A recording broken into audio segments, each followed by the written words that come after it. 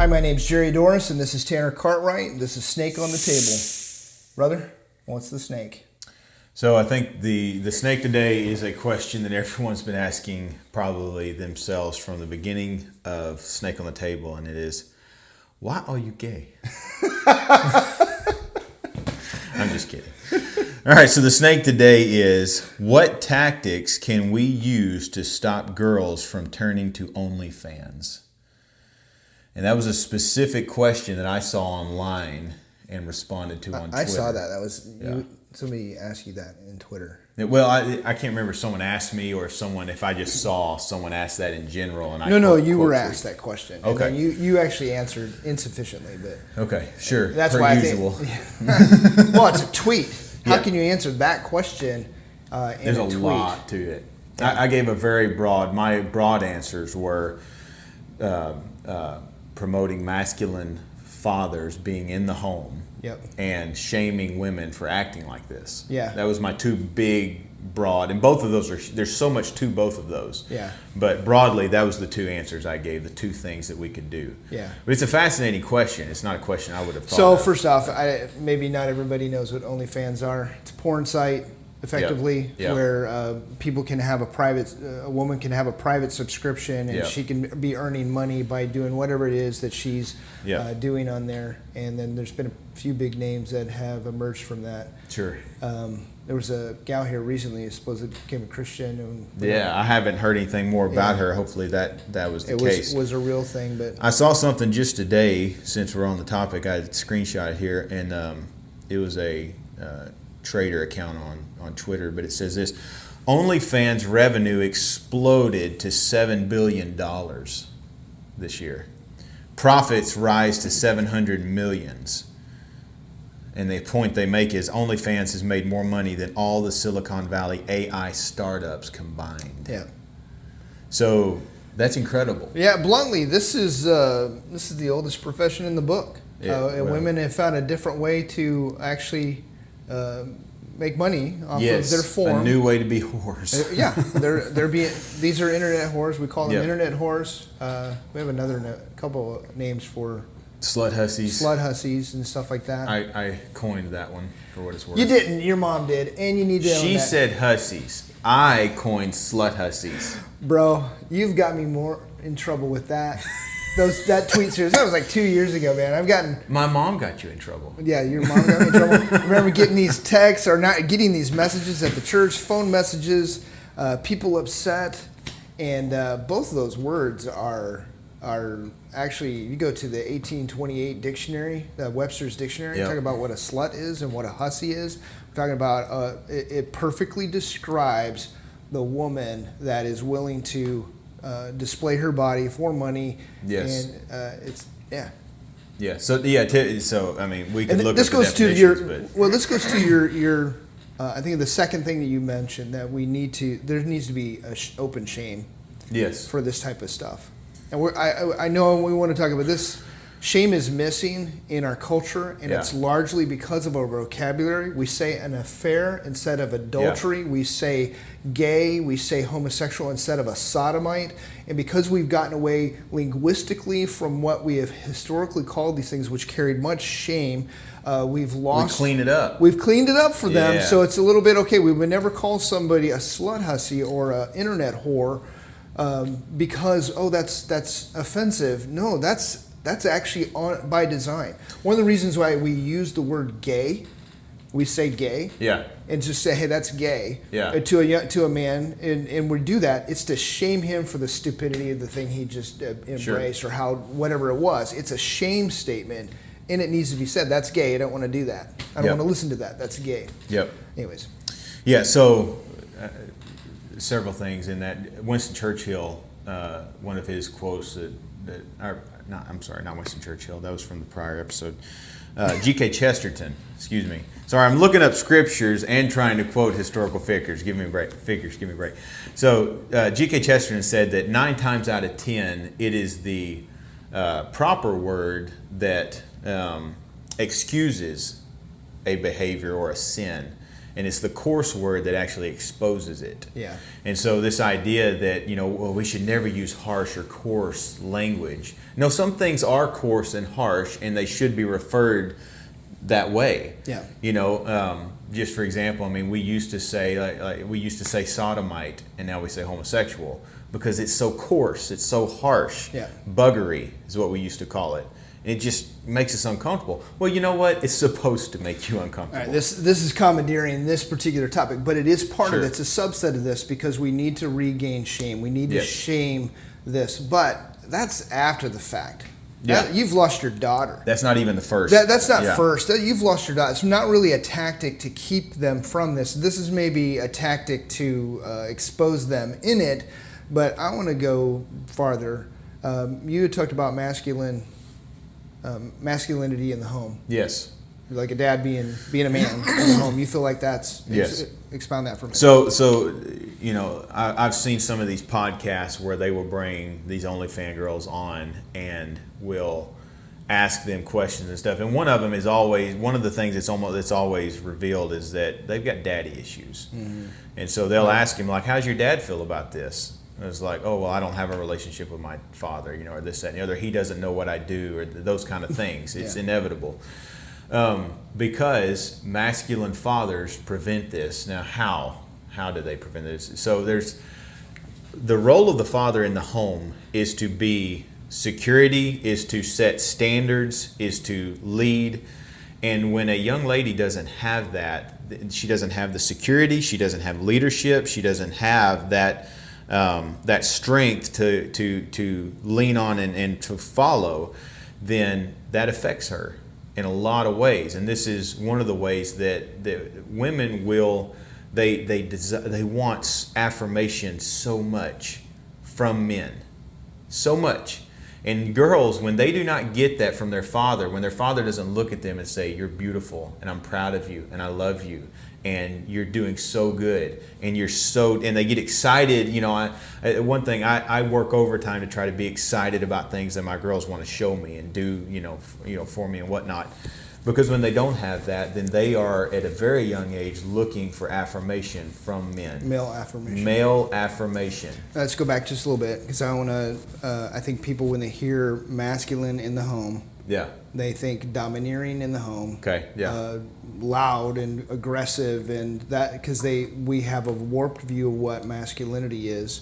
And so They think of a drill sergeant in the Marines. yeah, you need to be. If you're a Yeah. drill sergeant, then you're going to protect your job. No, stop. Yeah. We're talking about being willing to. I want us to go back to the baby. You got a new daughter, and how you affirm her, how you encourage her, the time that you spend with her, the love that you share for her, the warmth that you give her. Yes. That builds a bond between she and her dad. Yep. And that is helping her with her self-esteem. I think ultimately a lady that is on OnlyFans has self-esteem issues, that she's not gotten affirmation. She's tried to get affirmation, which means she's been sexualized at a young age. And so it's become something that she is Because that's the easiest way to get men's attention. They're going to get men's attention. Yeah. When they turn 13, 14, put on makeup the first time, and there's going to be someone's going to say, "You're beautiful," and then wow, and if they don't have the rock solid bedrock place of their dad, to help them understand how men view women, those kind of things like that. Yeah. So for me with my, I've got all the way from 10 to 1 with my girls, and they want to be held. They want you to read to them. They want to be with you. My 10-year-old still will come and sit in my lap and just want to sit and talk and hang out, and she is safe, and she knows that I love her and that I care about what she cares about. Mm-hmm. And the security, I think, is a huge part of it for young ladies. But the being willing to hold them, being willing to hold their hand, kissing them, mm-hmm. and hugging them, and making sure that they know that they're loved, and that there's not, physical touch for a father and daughter shouldn't be weird guy. Fathers shouldn't be standoffish from their boys or their girls. We should hold our children. We should kiss our children. We should love on them. We should pour affection on our children. And when you do that, then they don't have a physical touch deficit. Mm-hmm. They don't have I need someone to hug me. This is going on in Japan. To feel wanted. Because we have it's a human desire to be wanted, to be touched, to be held. Yeah. This is natural. You've literally in Japan, they've got such a problem now with this that there's places that they're like massage parlors, but that's all they do is you can go and hold someone's hand or they'll hug you.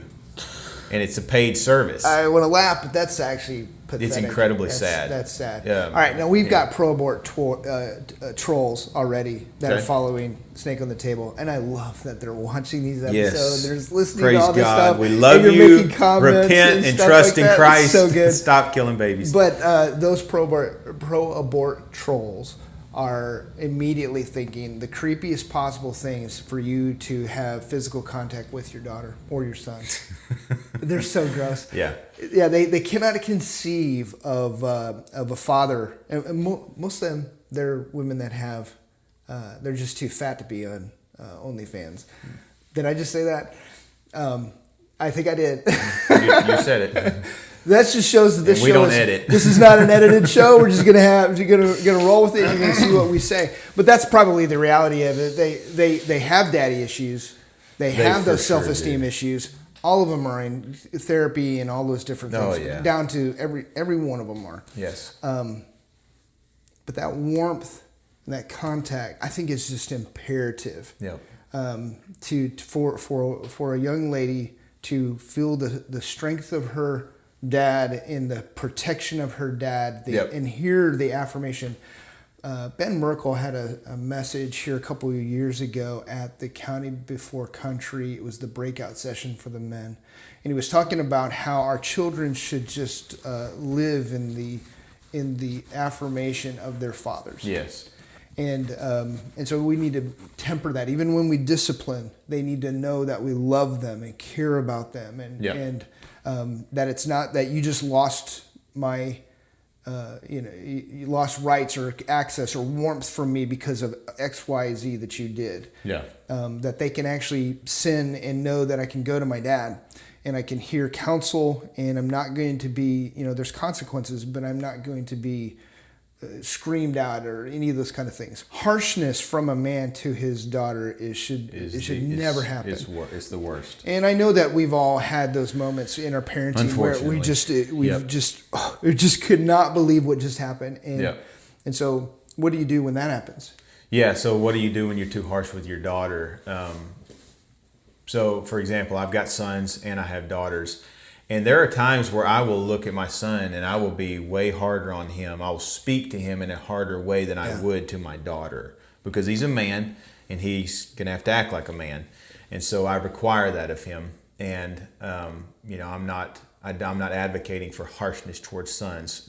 Fathers should kiss their sons. They should hold their sons, all the same things, pour affection on their sons.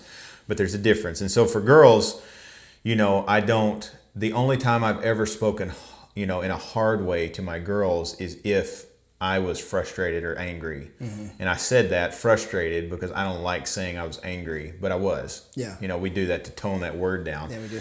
But those times when I've grown angry and been harsh, and I can remember a few where I barked at one of my daughters, and she melted, wilted, and she cried. And it took me a while to get her, for her to get over that, and for me to be forgiven. And it's an opportunity. What we should do is, at that point, is genuinely ask forgiveness for sin committed. Yeah. We confess sin to our children, and we ask them to forgive us. There's a total difference from me as a father. If I see something, if I saw my 8-year-old doing something dangerous with my 1-year-old, I would speak in a hard way. Right. It's got to stop immediately. It'd be like, you cannot do this. Right. Would be loud voice, direct. This cannot happen. Yeah. But it wasn't anger. And there's a difference in speaking appropriately in a situation and losing control of yourself. Right. This is what fathers cannot do, is lose control of themselves. And so there's a time that we are very intentional on how we speak to our children, but we must be in control of ourselves, and we must be doing it for the right reasons. And when we do, because we lose control of ourselves, we must be quick to repent. Yes. And go to our children and confess our sin. Yep. Yeah. Yeah.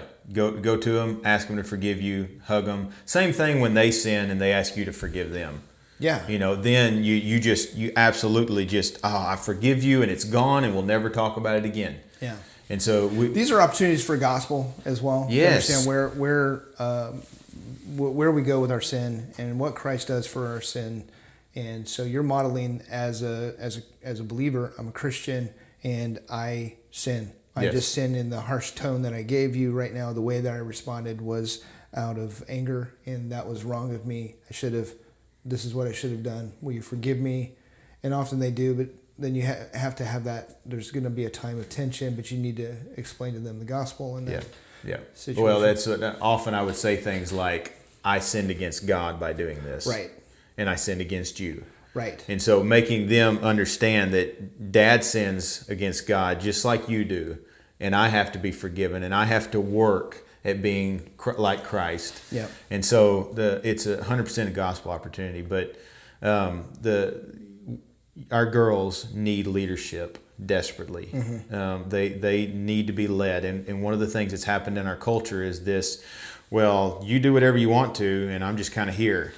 That's the way fathers act. Yeah. You make your own decisions. We bought this lie in feminism that, well, you just whatever you choose, I'm good with it, honey. And it's just been a disaster. Yeah. All right. So we've talked about, I think, the foundation that we need to lay with our children. The way that we need to be responsive to them is being a help. Yep. Okay. And what we're doing when we do that is we're building self-esteem that will help them make right choices in terms of sexuality and those kind of things later in life, how they view men, those kind of things. That's, I think, just the practical things that we can do, but I think there's some formative things that we do as well in terms of what we teach specifically. And what I don't mean by that, certainly we would talk about whoredom and prostitution and those things in the scriptures. Yes, don't do those things. Those might be considered the clobber verses. But I think building from the scriptures the value and self-esteem that a young lady and young man should have towards themselves. The high view of women in scriptures, how a woman is to view herself, is what we should be doing. So mainly we should be teaching our young ladies how God views them. Yes. And how, they should view themselves in light of being a child of God. I mean, I raise my children as if they're Christian, and then right. I hope for a confession and pray for confession of faith, yeah. all those things. So, but, how does God view them? And what pleases him? When even you saying that, I've never talked to my girls about whoredom. You shouldn't have to. I shouldn't. I haven't. I will at some point. I mean, this will become an issue as they get older that we'll have to walk through and deal with, and their minds will be blown that women do these kind of, like OnlyFans kind of stuff. Yeah. But this shouldn't be our focus of, this is all the stuff that you shouldn't do. Our focus should be, this is what a God-honoring life looks like. Yeah. This is what the scriptures say. This is the goal. And you present them with the good and the beautiful, not the bad, and say, don't do this. Yeah. Like, you have to deal with that at some point, but you present them with what's right. Mm-hmm. There's a couple words here that I think would be helpful first. So what is biblical beauty? Yeah. Where does beauty come from?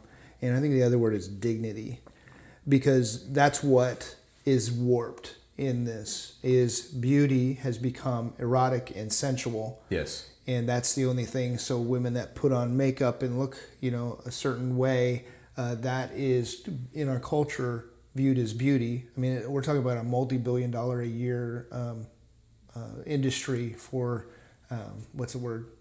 I want to say cosmetics. Yeah, there's a word for that. It's not cosmology, but it's something like that. Yeah, but it's like that because we get the word cosmetics. Sure. And so just understanding where actual beauty is, forming that in them from the scriptures, and then what is dignity? How does a woman carry herself? Yes. How is she to be perceived in the room? Where does she get her worth? Right. And so we get our worth from being made in the imago Dei, made in the image of God. That's where we get our value and our worth. Yeah. And so God tells us what is beautiful. So Proverbs, the charm is deceitful and beauty is vain, but a woman who fears the Lord is to be praised. Yeah. It says in Proverbs. And so teaching our daughters that the ideal, of fearing God, and that idea of having dignity and worth based on being made in God's image and based on, who you are, and affirming that in them, then, I want to be careful, because I'm not saying that it couldn't happen, but most likely none of my children will ever need therapy. There's something might happen. It could happen. Yeah. But, you look at the need for therapy in the escorts or the LGBTQ community, and it's insane. It's unbelievable. They're all on therapy. Yeah. Why? Well, their minds are perverted. Yeah. This should be obvious. This is why a escort cannot, listen to something like me talking about we should kiss and love on our children without thinking, their mind going to perversion, because their minds are perverted. Yeah. And so, we want to help our children's minds be shaped by Scripture. We want to help our children's minds be formatively shaped by what God loves, what is beautiful, the good and the beautiful. That's what we want. What is beauty? Forming that in them, they recognize that. So, I know this is another topic that we wanted to talk about, but there is a physical beauty that is natural to women that makes men look at them. Sure. And there's things that I think that a woman should do. I think wearing makeup and those kind of things is appropriate. We've talked about, when you're looking for a husband, there are some wise things that you can physically be doing. I think women should be distinctly feminine in how they dress, in makeup, all of those earrings. Yeah. They should be distinctly feminine. Yeah. So I'm not denying the physicality of it. But we're talking about beauty. A woman that serves, a woman that loves children, a woman that is just loves the Lord, has a radiant beauty, regardless even of her facial, what she may look like. And so those things can actually be separate. When they marry each other, when they're both together, that's a woman everybody's gonna look at that woman when they walk in the room. Yeah. Because they see that beauty. They wear their relationship with the Lord on the outside in the way that the joy in their face, the way they interact with others, and that's something that men are looking for. All right. The other thing is dignity, how you carry yourself.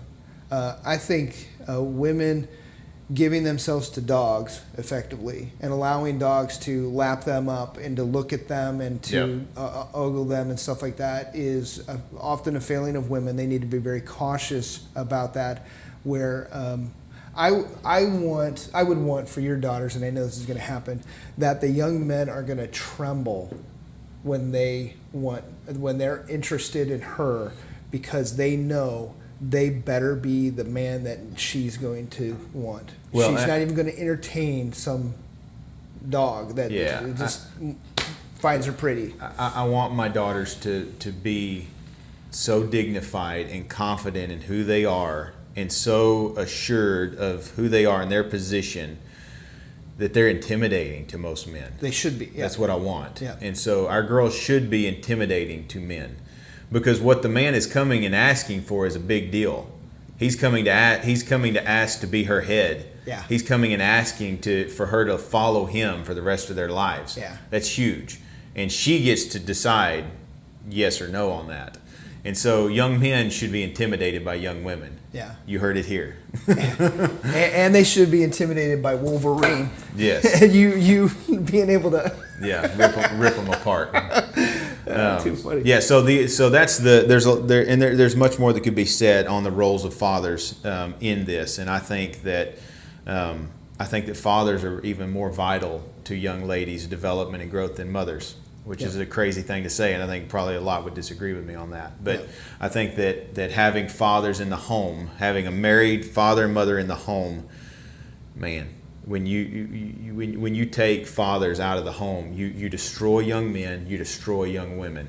There's a meme that goes around, and it's this like warrior chick kind of cartoon girl, and it says girls, when they don't have a father, And then it's the same picture again, and it said boys when they don't have a father. And it's funny, kind of, but it's true. That is really what happens. Our boys end up effeminate, and our girls, because of their need for security, they become butch. And warrior women. Warrior women, because they didn't have their father. So, but there's that aspect of fathers, masculine fathers in the home. The other side of that is shaming, and this is going to make people uncomfortable, but shaming these kind of activities. Yeah. We should absolutely, it's been a thing for a long time to shame men for pornography, but we don't seem to really shame the women making it. That's less than the men using it. Yeah. And so we should absolutely shame women for dressing like sluts, for acting like whores, for doing OnlyFans. These should not be socially acceptable behaviors. Yeah. So as a culture, as a society, we should absolutely look down on that and shame that. And we should not, well, I just don't agree with you. No, you're being a whore. And we need to use those words, and we need to talk in that way. We need to make it so that no woman is ever willing to do that because of the shame that would be heaped on her. I think one of the differences between OnlyFans and other types of pornography that's out there is that other types, you can conceive of it being women that are coerced or sex slave type of thing. Drug. Yeah, they get them addicted to drugs. That's been forever. Yeah, and I know that that's actually a reality, and men need to be aware of that. But with OnlyFans, it's different. This is a conscious choice. Yeah. Now, there is the potential, and I think it needs to be said, that I think there are women that have been sexually abused, been sexualized at a young age. Yep. Didn't have the support system and stuff to actually deal with those kind of things. And because of that sexualization have become, this is how they think they need to operate. This is how men view me. This is so their view is warped. And similarly, we could just talk about homosexuality for just a minute. A lot of men who get trapped in homosexuality have had sexualization at a young age. And because of that, they think that men are attracted to them. They think that they're gay, and they move forward. Though I would argue it's the majority. Yeah. That's a different topic. I've got some personal stories and things that I have talked to men specifically at Pride events where they've just talked to me about that abuse and different things, and we've just been devastated to hear those kind of things. Yeah. But the reality of that exists now, and I think, obviously, you're physically protecting your daughters from any type of abuse that way. You're guarding the door of your home, and all the possible ways that. Well, and intentionally teaching them what modesty is supposed to look like. So but you'll hear my daughter sometimes, if we're in public, usually it's Maranatha, but she will, grab me and point and whisper in my ear and say, "Daddy, she's not modest." And I'm like, "You're right, honey. You're right. She shouldn't be dressing like that." And just, teaching them what modesty should look like, their mother modeling how to dress in a beautiful way that is not slutty, that's not exposing her body, but is still feminine. Yeah. Women have curves. And there's nothing wrong with that. They shouldn't wear garbage bags, but there is a way to dress modestly and still be distinctly feminine. Yeah. And that's what I want for my girls. I don't want to jerk over into the ditch of my girls dressing butch because I'm so worried about them being modest. And I see a lot of people doing that, and we should not do that under any circumstances. We should make sure our girls are able to have clothes that are feminine and pretty, and that they feel beautiful. We should. That's what we should do. And so, anyway, and all of that rests on the father's shoulders. This is another topic on this. I think homeschooling. Yes. And controlling this. I think sexualization is happening at a younger and younger age, especially through the public school system. Yeah. And I think men would do well to get their kids out of public school, get them into homeschooling. Honestly. That's a question someone sent me for us to put on the table is it a sin for Christians to send their children to public school? We will answer that. That's a good snake. And another one. All right, let's call this one now. This is a great topic. Yeah. If you've got questions for us, and you want to write to us, if you're a pro-abort and didn't like being called fat, you can write to us as well at snakeonthetable@gmail.com. God bless. Oh, dude, you did it. I'm going to own that one. Fat pro aborts.